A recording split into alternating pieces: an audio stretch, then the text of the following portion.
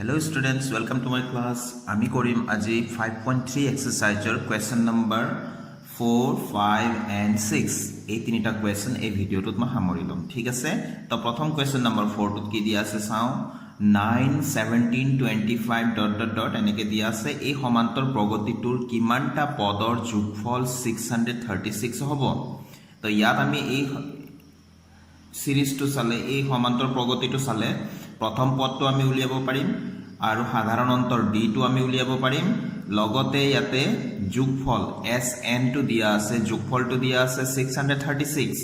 আমি কি উলিয়াব লাগে কিমানটা পদ বুলি কৈছে কিমানটা পদৰ যোগফল ইমান হয় অৰ্থাৎ কিমানটা পদ অৰ্থাৎ নাম্বাৰ অফ টাৰ্মস মানে পদৰ সংখ্যা উলিয়াব লাগে n টো উলিয়াব লাগে ঠিক আছে তো ফটাফট আমি কৰো তো মই কোৱেশ্চনটো ইয়াত লিখি লৈছো স্টুডেন্টস তো ইয়াত এতিয়া ইয়াত বুলি লিখি ললো ইয়াত a অর্থাৎ প্রথম পদটো প্রথম যেটো দিয়া আছে এটো 9 নহয় জানো তাৰপিছত d অৰ্থাৎ সাধাৰণ অন্তৰ কমন ডিফাৰেন্সটো কি হ'ব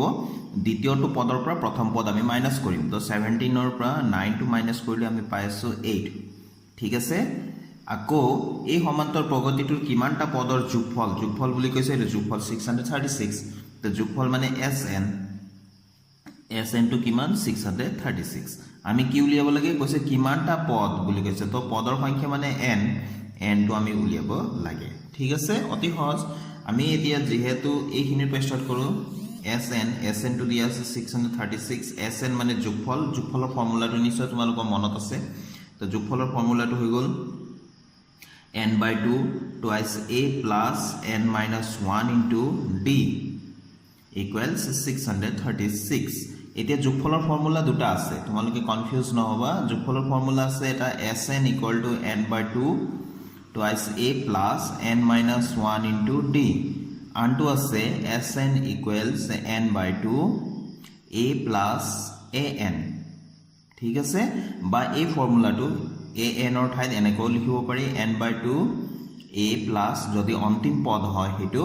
তেনেহলে এনেকেও লিখিব পাৰো ঠিক আছে তো তোমালোকে ভাবিব পাৰা যে সাৰে এই ফৰ্মুলাটো কেলে ব্যৱহাৰ কৰিলে এই ফৰ্মুলাটো কেলে ব্যৱহাৰ নকৰিলে আসল কথাটো হল ইয়াত আমাৰ an ৰ ভ্যালু এই nতম পদৰ মান বা অন্তিম পদটো ইয়াত দিয়া নাই আমাৰ প্ৰশ্নত নাই এ ডট দি থৈছে এটো গৈ আছে তাৰ মানে অন্তিম পদটো আমি নাজানো সেই কাৰণে আমি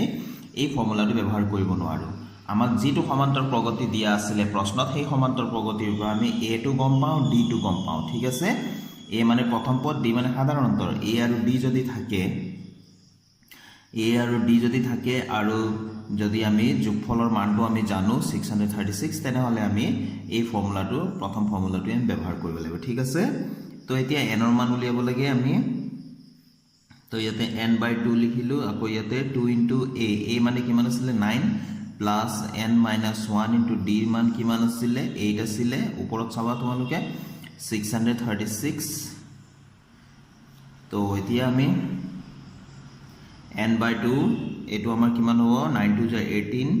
প্লাস এটো 8n minus 8 1 8 9n minus 1 into 8 তাৰ মানে 8 এৰ ভিতৰত যি আছে সবকে পূৰণ কৰিব লাগে নহয় জানো তো 636 ঠিক আছে এতিয়া আমি কৰিম আকৌ n/2 ভিতৰৰ কাম শেষ হোৱাই নাই 18 minus 8 মানে 10 আৰু ইফাল প্লাস 8n টো আছে প্লাস 8n টো আছে 18 minus 8 তো আমি কৰিলো এটো 10 পালো 636 এতিয়া এই n/2 ৰে আমি পূৰণ কৰিম n/2 into 10 ভিতৰত কি আছে সবৰ লগত n/2 পূৰণ কৰিম n/2 into 8n equals 636 ঠিক আছে 2 5 10 এটো 5n হ'ব 2 4 8 এটো 4n into n 4n square হ'ব ঠিক আছে তো আমি ইফালে লিখিম এতিয়া 4 স্কয়ার থকাটো আগত লিখিম 4n square টো আগত লিখিম 4n square প্লাসত আছে গতিকে চিন্তা নাই এটো একো চিন নাই মানে প্লাস 5n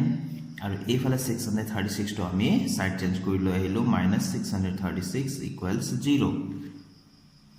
ঠিক আছে এতিয়া আমি দেখা পাই আছো যে এটো আমাৰ দ্বিঘাত সমীকৰণ এটা আহিল নহয় জানো 4n square plus 5n minus 636 গতিকে আমি উৎপাদক বিশ্লেষণ পদ্ধতিৰে এটো আগুৱাই নিব পাৰো গতিকে মই উৎপাদক বিশ্লেষণ পদ্ধতিৰে কৰিম ঠিক আছে উৎপাদক বিশ্লেষণ পদ্ধতিত আমি জানো যে যেটো স্কয়াৰ আছে চলকৰ যেটো স্কয়াৰ আছে তাৰ হহকটো মানে n স্কয়াৰৰ হহকটো আৰু ইফালে ধ্ৰুবক পদ 636 এই দুটো আমি পূৰণ কৰিম নহয় জানো পূৰণ কৰিলে আমি পাই আছো 2544 এতিয়া ইয়াক আমি উৎপাদকবোৰ আমি উলিয়াই লওঁ ইয়াৰ কি উৎপাদক থাকিব পাৰে তো আমি 2 12 গুণ 24 এক থাকিলে 14 হল 2 7 গুণ 14 নহয় জানো 2 7 গুণ 14 আকৌ 2 2 গুণ 4 ইফালে 2 6 গুণ 12 2 3 গুণ 6 2 6 গুণ 12 নিশ্চয় তোমালোকে ষ্টুডেন্ট নিয়মৰ হৰণবিলাক জানা তো 2 2 3 যা 6 2 18 যা 36 নহয় জানো তাৰপিছত এটো 2 15 যা 30 আমাক লাগিছিলে 31 32 15 যা 30 হে 30 হল এক বাকি আছে 1 আৰু 8 18 হল 2 9 গুণ 18 নিশ্চয় তোমালোকে এইবিলাক জানা তো এতিয়া 3 ৰে 3 5 3 5 গুণ 15 3 3 গুণ 9 53 টো মৌলিক সংখ্যা হয় ইয়াক আৰু ভাঙিব নোৱাৰো গতিকে এটো 53 টো এটা থাকক বাকি কেটা আমি পূৰণ কৰি চাওচোন কিমান হয় 3 গুণ 6 গুণ 12 গুণ 24 গুণ 48 তো 48 into 53 equals to 2544 হয় তার মানে 2544 টো কোৰ পৰা পাইছিলো আমি n স্কয়াৰৰ হহকটো আৰু ধ্ৰুবক পদটো পূৰণ কৰিবলে আমি পাইছিলো 2544 আৰু তাৰ উৎপাদক দুটা হৈ গল 48 into 53 আৰু অন্য বহুত উৎপাদক থাকিব তো এজৰ উৎপাদক হৈ গল 48 into 53 जो 53 ৰ পৰা 48 যদি মাইনাস কৰো আমি 5 পাই আছো যেটো আমি মিডল পদটো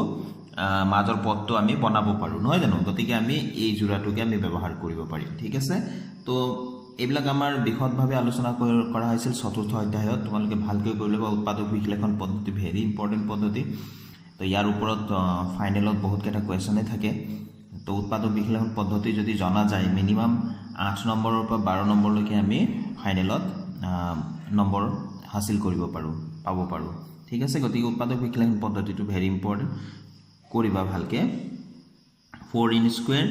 plus এতিয়া 5 অৰ ঠাইত আমি কি লিখিম কলো 53 minus 48 আৰু n তো আছে ইফালে 636 equals 0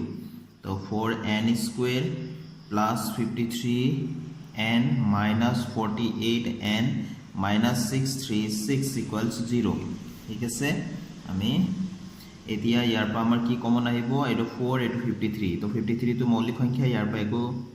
কমন আনিব নোৱাৰে তো n স্কয়াৰ আৰু n ৰ পৰা n কমন আহিব ইয়াতে থাকিব 4n প্লাস ইয়াতে থাকিব 53 ঠিক আছে মাইনাস তো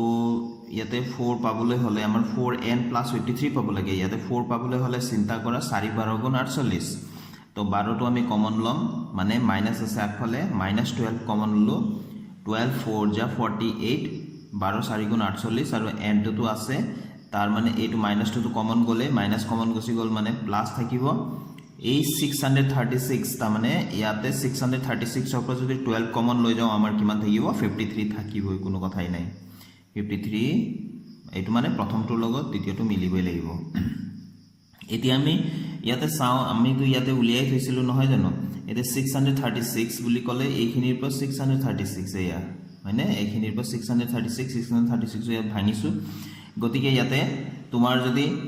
3 দুগুণ 6 দুগুণ 12 12 আৰু 53 পূৰণ কৰিলে তাৰ মানে 636 হয় তো 636 ৰ পৰা 12 যদি মাইনাস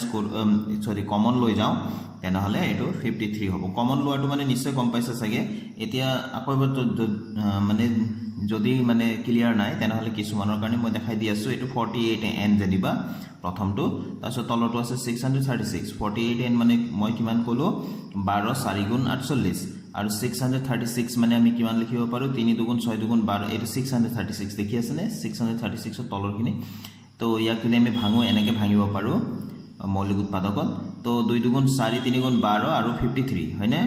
12 আৰু 53 তো এই দুটা সংখ্যাতে কমন থকাটো কি বস্তু 12 কমন আছে তো ইয়াত থাকিব 4 আৰু ইয়াত থাকিব 53 এটো 4 এটো 53 ইয়াত তো n আছিল গতিকে n ঠিক আছে তো এনেকে কমন বিলাক তোমালোকে সবাই এইবিলাক আমি ক্লাস 6 মানৰ পৰা 7 মানৰ পৰা আমি কমন কেনেকে লব পাৰি মানে সাধাৰণ উৎপাদক হেতু কথা আমি আলোচনা কৰি আইছো গতিকে নিশ্চয় জানা তোমালোকে নাজানিলে কোনো কথা নাই অকমান চাবা তোমালোকে পাৰিবা এইবিলাক সহজ কথাবিলাক তো 4n plus 53 আমি কমন ললো এই দুটা পদত এতিয়া তো এফালে থাকি গল n এফালে থাকিলে -12 equals 0 ঠিক আছে তো 4n plus 53 equals 0 or n minus 12 equal to 0. তো ইয়াৰ পৰা আহিব 4n equals minus 53. তো therefore n equal to minus 53 by 4. হয়নে? তো এইটোতো অসম্ভৱ হ'ব। কিয় অসম্ভৱ হ'ব? মোৰ আগৰ ভিডিঅ'বিলাকত তোমালোকক কৈছোৱে। তো আগৰ ভিডিঅ'বিলাকো তোমালোকে চাবা সিৰিয়েলি, তোমালোকে মোৰ ক্লাছবিলাক কৰিলে খুব ধুনীয়াকৈ বুজি পাবা। কোনো ধৰণৰ টিউশ্যন নোহোৱাকৈ তোমালোকে ক্লাছ 10ৰ মেথছখিনি ধুনীয়াকৈ কৰিব পাৰিবা, মোৰ বিশ্বাস আছে। তো যে নহওক এনৰ ভেলু মই ইয়াত অসম্ভৱ লিখিলোঁ, কাৰণ এনৰ ভেলুটো এন মানে পদৰ সংখ্যা। তোমাক যদি কয় সেই ৰুমটোত গৈ পেলাই চাই আহা যে কেইটা চেয়াৰ আছে, কেইখন চেয়াৰ আছে, তুমি কেতিয়াও সেইটো ভগ্নাংশত আমি ক'ব নোৱাৰোঁ যে 12.5 তেনেকৈ ক'ব নোৱাৰোঁ 12টা আৰু আধা চেয়াৰ আছে, এনেকৈতো ক'ব নোৱাৰোঁ। আমি ক'ব লাগিব হয় 12টা আছে নহ'লে 14টা আছে, নহয় জানো? গোটা গোটাকৈ ক'ব লাগিব। গতিকে সেইকাৰণে এই এন হৈ গ'ল পদৰ সংখ্যা। পদৰ সংখ্যাটো কেতিয়াও ভগ্নাংশ হ'ব নোৱাৰে। 2 নম্বৰ কথাটো হ'ল ঋণাত্মকো হ'ব নোৱাৰে, ঋণাত্মকো হ'ব নোৱাৰে। গতিকে এইটো এনৰ মানটো অসম্ভৱ এনেকুৱা যদি ওলায়। তো ইয়াৰ পৰা আমি পাম এইটো অন্য এটা আছে n minus 12 equal to 0। তো ইয়াৰ পৰা পাম n equal to 12। Side change কৰি দিলোঁ, মাইনাছ হ'লে প্লাছ হৈ গ'ল, n equal to 12। এইটো তেনেহ'লে আমাৰ এনৰ মানটো আমি এইটোকে আমি ল'ব লাগিব n equal to 12। তো আনচাৰ আমাৰ হৈ গ'ল আনচাৰ n equal to 12। ঠিক আছে, আমি নেক্সট কুৱেশ্যনত যাম। এতিয়া আমি কুৱেশ্যন নম্বৰ 5টো লৈছোঁ। কুৱেশ্যন নম্বৰ 5 দিয়া আছে এটা সমান্তৰ প্ৰগতিৰ প্ৰথম পদ 5, অন্তিম পদ 45 আৰু যোগফল 400, মুঠ পদৰ সংখ্যা আৰু সাধাৰণ অন্তৰ নিৰ্ণয় কৰা। ঠিক আছে, তো আমি লিখি ল'লোঁ ইয়াত কি কি দিয়া আছে। এ দিয়া আছে, অৰ্থাৎ প্ৰথম পদ দিয়া আছে 5, অন্তিম পদ দিয়া আছে 45, অন্তিম পদক আমি এ এন বুলি ক'লোঁ 45, আৰু যোগফল অৰ্থাৎ এছ এন কিমান দিয়া আছে 400, মুঠ পদৰ সংখ্যা এনটো উলিয়াব লাগে আৰু সাধাৰণ অন্তৰ ডিটো উলিয়াব লাগে। ঠিক আছে, তো আমি ইয়াৰ পৰা ষ্টাৰ্ট কৰোঁ। ঠিক আছে, তো কিয় ষ্টাৰ্ট কৰিম ইয়াৰ পৰা তোমালোকে গম পাই যাব। আমি লিখিম ইয়াত যিহেতু এছ এন ইকুৱেলছ 400। এতিয়া এছ এনৰ ফৰ্মুলাটো কি আছিলে? আমি লিখিম n/2 a plus A N. আমি এই ফৰ্মুলাটো লৈছোঁ কাৰণ এ আৰু এ এন দুয়োটাৰে ভেলু দিয়া আছে, সেইকাৰণে আমি এইটো লৈছোঁ। ঠিক আছে, এইফালে 400। এতিয়া n/2 এ মানে কিমান আছিলে 5 আছিলে, আৰু এ এন মানে আছিলে 45। তো আমি পাতি দিলোঁ, ইফালে 400 আছে। তো এইফালে n/2 পালোঁ, আৰু ইফালে 5 প্লাছ 45 কিমান হৈ যাব 50 হৈ যাব। আমি পাতি দিলোঁ, এইফালে 400টো আছেই। দুইৰে এতিয়া 50ক আমি কাটি দিলোঁ, 25 যা 50, নহয় জানো? তো এনৰ মান উলিয়াব লাগে, এনটোক আমি যিমান পাৰোঁ ফ্ৰী কৰি যাব লাগে। এন ইকুৱেলছ কিমান হ'ব? এইটো পূৰণ 25 হৈ আছে, তো 25টো হৰত যাব, এইফালে 400। তো এতিয়া 400ক 25ৰে আমি কেইবাৰ কাটিব পাৰোঁ? তো 25ৰে 100ক আমি 4বাৰ কাটিব পাৰোঁ। তো 400ক কেইবাৰ হ'ব? 4 4 গুণ 16 বাৰ, এইটো আমি 16 টাইম। তো দেয়াৰফৰ নহ'লে তোমালোকে হৰণ কৰি চাবা, 400ক 25ৰে হৰণ কৰি চাবা। ঠিক আছে, তো এন ইকুৱেলছ কিমান হৈ গ'ল 16। তো এনৰ মান আমাক উলিয়াব দিয়া আছিলে, এনৰ মান আমি এটা পাই গ'লোঁ। এতিয়া ডিৰ মান উলিয়াব লাগে, এন এইটো পাই গ'লোঁ। আকৌ লিখিম আকৌ, আৰু এটা বস্তু দিয়া আছে আমাক, কি দিয়া আছে? এ এনটো দিয়া আছে। এ এন কিমান দিয়া আছে? 45 দিয়া আছে, নহয় জানো? এ এন মানে কি আছিলে ফৰ্মুলা মতে? A plus n minus 1 into d equals 45. 45 টো ইফালে আছে, এ এন মানে A plus n minus 1 into d। তো এৰ ভেলুটো আমি পাতি দিলোঁ 5 প্লাছ, এতিয়া n মানে কিমান পাইছোঁ আমি 16 পাতি দিলোঁ, 16 minus 1 into d। এতিয়া 16 minus 1 15d হ'ব, আৰু এই 5টোক সাইড চেঞ্জ কৰি লৈ গ'লোঁ 45 minus 5। তো এতেকে ডিটো কিমান পাম? ডি 45 minus 5ৰ পৰা আমি 40 পাম, 40, আৰু এইফালে 15টো ইয়াত পূৰণ হৈ আছে, তো হৰত যাব। তো এইটো কিমান হ'ব এতিয়া? 5 3 যা 15, 5 8 যা 40। তো দেয়াৰফৰ ডিটো কিমান হৈ যাব? ডি ইকুৱেল টু 8/3, নহয় জানো? ডি ইকুৱেল টু কিমান হৈ যাব? 8/3 পাম। তো আনচাৰটো কিমান হ'ব? এনটো আমাক উলিয়াব দিছিলে, এনটো আমি 16 পাইছিলোঁ, আৰু ডিটো কিমান পালোঁ? 8/3। এইটোৱে আমাৰ উলিয়াব লগা। আমি নেক্সট কুৱেশ্যনলৈ যাওঁ তেনেহ'লে। তো আমি কুৱেশ্যন নম্বৰ 6টো লৈছোঁ। এটা এ পিৰ প্ৰথম পদ আৰু অন্তিম পদ ক্ৰমে 17 আৰু 350 দিয়া আছে। যদি ইয়াৰ সাধাৰণ অন্তৰ 9 তেন্তে AP2 কিমান পদ অৰ্থাৎ n টো উলিয়াব লাগিব আৰু সিহঁতৰ যোগফল কিমান অৰ্থাৎ SN টো উলিয়াব লাগিব ঠিক আছে তো স্টুডেন্টস আমি প্ৰশ্নটো পঢ়ি বাছি বাছি এইবিলাক বস্তু উলিয়াই ললো ইয়াত দিয়া আছে এটা AP ৰ প্ৰথম পদ আৰু অন্তিম পদ ক্ৰমে 17 আৰু 350 গতিকে A2 হৈ গল 17 আৰু AN2 হৈ গল 350 ইয়াৰ সাধাৰণ অন্তৰ 9 অৰ্থাৎ D2 9 এদেকে AP2 ত কিমানটা পদ আছে বুলি N2 উলিয়াব লাগে আৰু সিহঁতৰ যোগফল কিমান বুলি ক'লে SN2 উলিয়াব লাগে ঠিক আছে তো এতিয়া আমি স্টার্ট কৰোছুন এতিয়া আমি প্ৰথমতে আমি D2 উলিয়াবলৈ চেষ্টা কৰো ইয়াতে AN দিয়া আছে 350 নহয় জানো আমি লিখিম যেহেতু AN = 350 অন্তিম পদটো তো এতিয়া AN ৰ ফৰ্মুলাটো লিখিম AN ৰ ফৰ্মুলাটো আছিল A + n - 1 * D = 350 তো আছে তো এতিয়া আমি মান কেটা পাতি দিম A এর মান কি আছে A এর মান আছে 17 + n - 1 * D D মানে কিমান আছে 9 আছে 9 পাতি দিলো এটো 350 এই 17 টু সাইড চেঞ্জ কৰি লৈ যাম তো n - 1 * 9 350 - 17 ঠিক আছে এটা 17 টো এতিয়া মাইনাস কৰি দিম n - 1 এটা 9 টু সাইড চেঞ্জ কৰি লৈ গলো পূৰণ হৈ আছে তো এটো ডিনোমিনেটৰ অৰ্থাৎ হৰত যাব আৰু 350 ৰ পৰা 17 মাইনাস কৰিলো 0 মানে 10 10 ৰ পৰা 7 গল 3 আৰু ইয়াত থাকিলে 4 ৰ পৰা 1 গল এটো 3 হ'ব এটো 3 তো আছে তো আমি 3 ৰে কাটি দিও 3 3 যা 9 3 1 যা 3 3 1 যা 3 3 1 যা 3 3 ৰে আকৌ কাটিব পাৰি 3 3 যা 9 11 আছিল 9 হল তাহলে 2 বাকি আছে 2 আর 1 21 হল 3 7 যা 21 অর্থাৎ n = 37 আর এখানে -1 তো আসলে সাইড চেঞ্জ হবে +1 হবে ঠিক আছে তো therefore n = 38 তো n এর ভ্যালু আমি পাই গলো n এর ভ্যালু উলিয়াব দিছিলে নহয় জানো আকো Sn টো উলিয়াব লাগে Sn = আকো যেহেতু Sn = n/2 A + AN আমি AN এর ভ্যালু দিয়া আছে গতিকে এটো ফর্মুলা ব্যবহার কৰিব পাৰো n এৰ ভ্যালু কিমান পাইছিলো আমি 38 পালো এই ওপৰত আৰু তলত 2 তো আছে তাই A মানে কিমান আছে প্ৰথম পদ 17 দিয়া আছে AN মানে কিমান দিয়া আছিল 350 দিয়া আছিল তো এটা পাতি দিলো ঠিক আছে তো এতিয়া 2 ৰে 38 ক কাটিলো কিমান বাৰ যাব হৰণ কৰিলে 38 ক 19 বাৰ যাব 2 19 যা 38 ঠিক আছে এটো না কাটিলে হ'ব তাৰপিছত এই দুটা যোগ কৰিলো আমি কিমান পাম এটো 300 এটো 367 এই দুটো আমি পূরণ কৰি আৰ ইয়াত লিখি দিম তো মই পূৰণ কৰিলো 367 * 19 আমি পূৰণ কৰিলো পালো 6973 তো এতেকে Sn টো হৈ গল 6973 তো আনসারটো আমি এনেকে লিখি দিম n টো আছিল আমাৰ 38 পাইছিল 38 লিখি দিলো আৰু Sn টো কিমান পালো 6973 পালো এইটো আমাৰ উলিয়াব লগা আনসাৰটো ঠিক আছে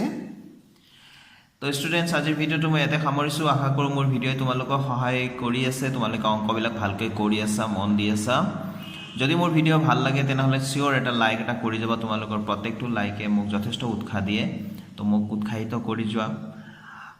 মই তোমালোকৰ কাৰণে এনেদৰে ভিডিওবিলাক বনাই গৈ থাকিম তো thank you students keep watching my channel